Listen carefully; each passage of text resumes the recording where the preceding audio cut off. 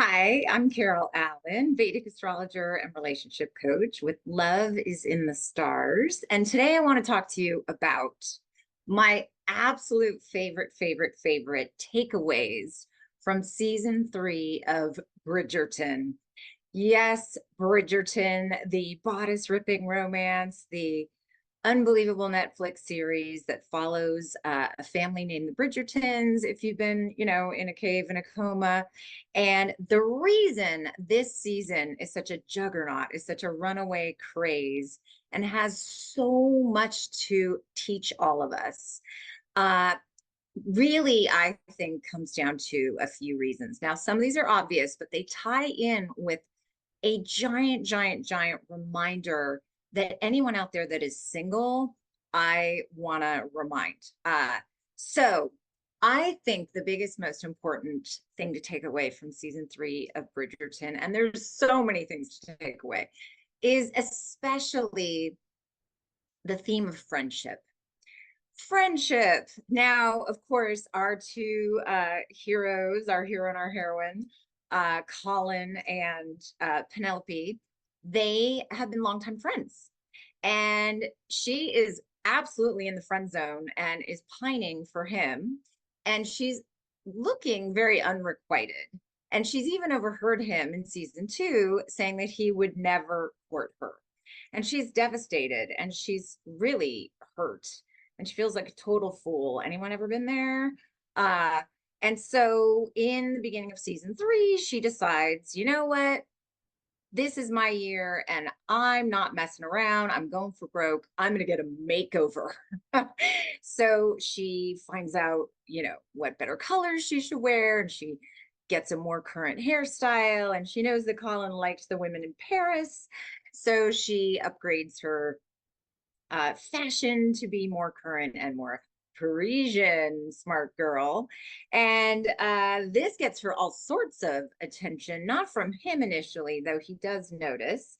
But the thing it really does is it makes her feel better about herself. And the thing I always tell women when they ask me, should I lose weight? Should I grow my hair? Should I get my teeth fixed? Should I get a facelift? All I care about is how's it going to make you feel? Because when you feel different, when you feel more beautiful, when you feel more attractive, you're going to carry yourself differently and you're going to be braver and you're going to have more courage and you're going to be more confident and you're going to be more excited and your energy is going to be better. I mean, it's just the truth. Why do you think I spend so much money on my hair? Okay. Okay, so friendship. So they were friends, and he, is staying friends. She's clearly in the friend zone, even though she's changed her hair, changed her makeup, changed her outfits, changed her colors, her palette. And when it's clear that nothing is going to happen, Penelope does the bravest thing, and this was so amazing. She asks Colin to kiss her, which for, the era they're in is like, wow, scandalous. It's like asking him to go to an orgy or something today, even though everybody's so casual about that. Anyway, she asks him to kiss her. And then what he discovers is, oh my goodness, he's been wrong all along. They have amazing chemistry. And she starts to haunt him, and he can't stop thinking about her. And it's as though, a door opens inside of himself and out comes his heart, which is so great. So she thinks, okay, I get to at least say on my deathbed that I kissed Colin Bridgerton, and he falls in love. And it's, amazing. So this made me think of 3 of my recent clients, because one of the things so many women struggle with is finding people they like, finding men they're attracted to, especially if you're older, especially if you're 50 and up, which most of my clients are. They have a hard time finding anyone they like or anyone they're attracted to. And then when they do, what are the odds that person's going to be attracted back, right? So it's that same problem we've had since kindergarten. Everyone you like doesn't like you, or you just can't find anybody at all. And so what I have found in the last few years is I've had so many clients be absolutely shocked and amazed that they have fallen in love with men who were in their lives already, who were right under their noses, who they've been friends with for years. Some people for decades, some people for over a decade. So I have three stories in particular. A client who took my workshop 3 times and had been single, no kidding, over 30 years. She'd had this boyfriend for 4 years, this boyfriend for 2 years, 5-year gap, blah, blah, blah. That went on for over 30 years. During the pandemic, she started skiing every day where she lived with a girlfriend. And then a guy they knew asked if he could join them. And she was like, sure, but don't be late. She wore the same ski outfit every day. She didn't do her hair. She didn't wear makeup.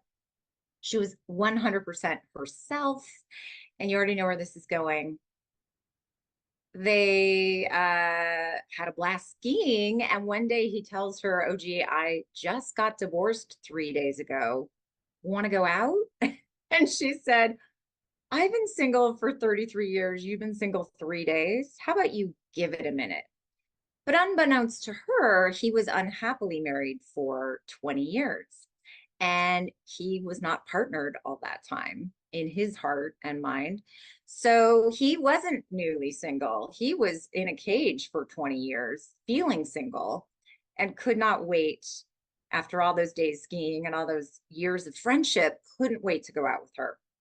And much to both of their amazement, they fell madly in love. It's the love of both of their lives. They're, quite old now, 70s, and, she's in her 70s, he's in his 80s. They got married, and it's like amazing. She sent me the most beautiful ring photos, and they are so, so, so happy. And he was telling himself the same thing that so many of us tell ourselves, it's too late, I'm too old, no one will want me. I guess I'll make the best of a bad deal. Sound familiar? So that's one story. The other story is a lovely client in her 40s, never been married, had dated a lot, had been online a lot, and had a horrible thing happen during the pandemic. Her mother died during the pandemic of COVID. It was so awful, so awful. And she heard from a friend who she'd known on and off for 15 years. They had met online. They had met on Match. They, for whatever reason, it didn't gel. It didn't take, but they'd stayed loosely in touch. And he reached out when he heard her mother died, said his mother had also died a few years before. He offered her all this support and all this friendship. And a friendship just grew and grew. And pretty soon they saw one another and lightning struck. And they fell deeply in love and ended up getting married. And she sent me her beautiful ring photo and the incredible story, and then the video of the wedding. And I mean, can you even imagine how sweet? Out of this tragedy came this huge gift, right? Well, so then my third favorite story is a client who met a man at work. She's a nurse. He was a doctor. Her sister, of all things, was having a baby. He was the doctor delivering the baby. So talk about a cute meet, right? They meet, they become friendly, they work together for years, they stay in touch. He's like the loveliest. She's amazing. He's happily married. She's having relationships. And long story short, she's been single since 1996. His wife sadly died, and they connected, and they quickly fell in love, and they've been blissfully happy for the last few years. And for her 75th wedding, for her 75th birthday, she got the wedding ring, the engagement ring of her dreams, a gorgeous giant yellow canary diamond, yellow diamond. And she could not be happier, and just says that this relationship brings her so much joy. So the thing I want to suggest to you is it possible that someone is in your orbit already? Is it possible, if you're single and don't want to be, that someone's in your life already, and that you might actually have a friend right now that you think, just like Colin, you don't have chemistry with, but you might be wrong, which leads me to my fourth story, which is my favorite of the stories, which is one of my very dearest friends, got engaged in her early 20s. And he was a wonderful man and they had a great relationship, but it just wasn't right. And she knew in her heart of hearts, he was more like family than her husband. So she got up the courage to leave, thinking a world of men would be right behind him, and then walked into a desert and had a series of heartbreaks and a lot of years of loneliness and a lot of disappointment, and worked on herself, got degrees, and had a lot of fulfillment professionally and contributed a lot to her community, but just nothing was right. And then one day she met a man and she went, oh my God, that's him. And she knew, just like Penelope knew the minute she clapped eyes on Colin. And yet he was in a relationship. He wasn't married, but he was in a long distance relationship. He was unavailable. So they became friends. And through the years of their friendship, which was pretty casual, they just saw each other here and there and talked once in a while. And, because she respected he was in a relationship, she really tried to find someone else. She dated, she went out, she flirted at parties, and just couldn't get anything to gel with anyone and couldn't stop thinking of this man. And finally, he and his long distance love broke up. It had never been a very healthy relationship. He had been pretty unhappy all along. So she was thinking, oh my God, finally, finally, finally, it's our turn. And he was thinking, finally, finally, finally, I get to focus on myself. So she was hopeful something would happen. Nothing happened. She finally got the courage to actually talk to him about it. And he was kind of like uncomfortable and surprised and just said, I'm not ready. Oh my gosh, what? And we're friends and you're my friend. And so months passed.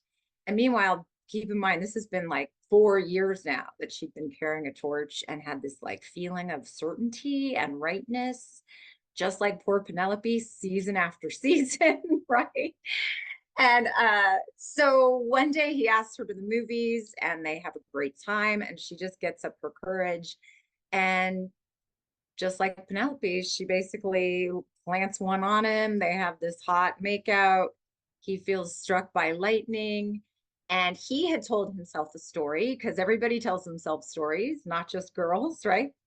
That when he met his wife, he would know that it would be so crystal clear, that he'd be struck by, that certainty and that, angels singing and thunderbolts and, the choir, within his heart, like he would just know. And so just like Colin, when they had that amazing, incredible Shazam physical chemistry, it's like his whole orientation to her changed.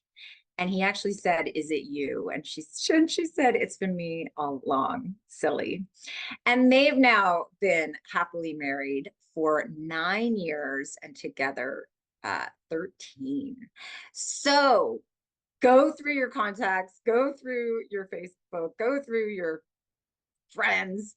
And that's the other thing, is you don't have to meet people online. Everybody hates it. If you hate it, if you're sick of it, everybody is. Think of, who do you know who might know your person?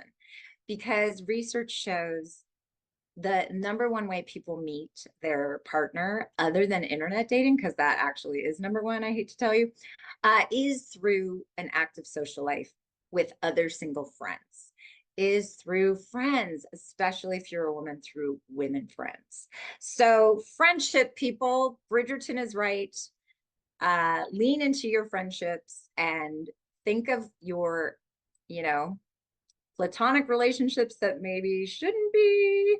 And always, always, always, just like all my lovely clients, just like my dear girlfriend I just told you the story of, and just like Penelope and Colin, keep your heart open.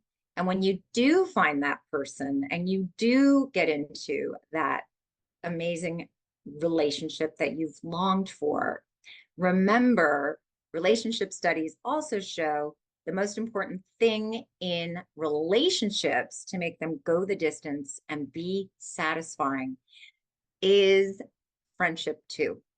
That not only are you hot for each other, hopefully, but that you're really good friends and you're really on each other's side, and that is the thing that bonds you the most and carries you through. So Bridgerton nailed it, like always, but especially this season. And if you haven't seen it, you gotta see it. And I am sorry, I should have said there's spoilers at the top. And if you've tried to watch the other seasons and didn't love them, you're gonna like this one way better, because it also gets into women's empowerment and being true to yourself and being exactly who you are, and all with the right hairdo, of course, and the right shade of clothing. Okay. Good luck, everyone. God bless. And if you would like to see more of these, please subscribe, please comment, please share. And I have a world of fun at loveisinthestars.com. And I'm wishing you all friendly love. God bless.